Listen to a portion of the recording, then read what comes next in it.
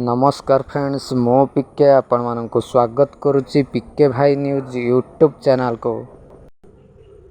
आज स्कूल छुट्टी घोषणा तो क्यों जिले में तो कौन आसी संपूर्ण अपडेट चलते जानवा वीडियो माध्यम ता पूर्व चैनल नुआ थिले एबे पिके भाई न्यूज यूट्यूब चैनल को सब्सक्राइब करी साइड रे थिया बेल आइकन को प्रेस कर देंतो जहाँ फल समस्त खबर अपडेट चैनल माध्यम आपण माने पाई परिबे। एबे चलते जा संपूर्ण वीडियो ऊपर को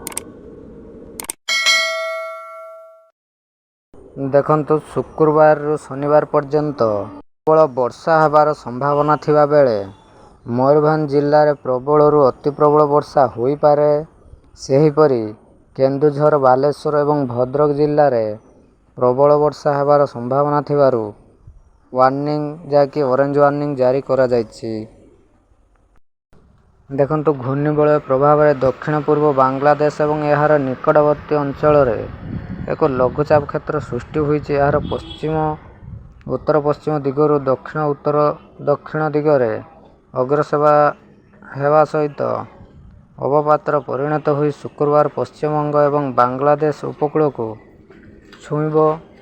यह प्रभाव उत्तर ओडिशा रे शुक्रवार रु शनिवार पर्यंत प्रबल वर्षा हेबार संभावना थिबा बेले मयूरभंज जिले में प्रबल रु अति प्रबल वर्षा होई पारे।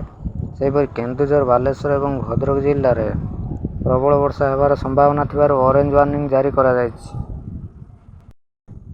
तेबे राज्यर मौसुमी सक्रिय रही यार प्रभाव में केतेक स्थान में वर्षा हेबार संभावना रही।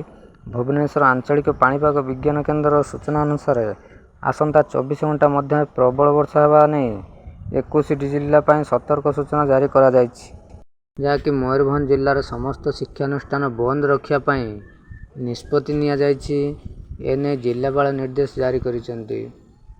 प्रबल वर्षा नहीं मयूरभंज जिला को रेड अलर्ट जारी करने सह समस्त शिक्षानुष्ठान बंद करने को से निर्देश देइचंती। सृष्टि होइतिबा आउ एक लघुचाप जोगु आज राज्यर प्रबल वर्षा आरंभ होगा जाउछि बोली अपडेट जहाँ आसी जाइछि।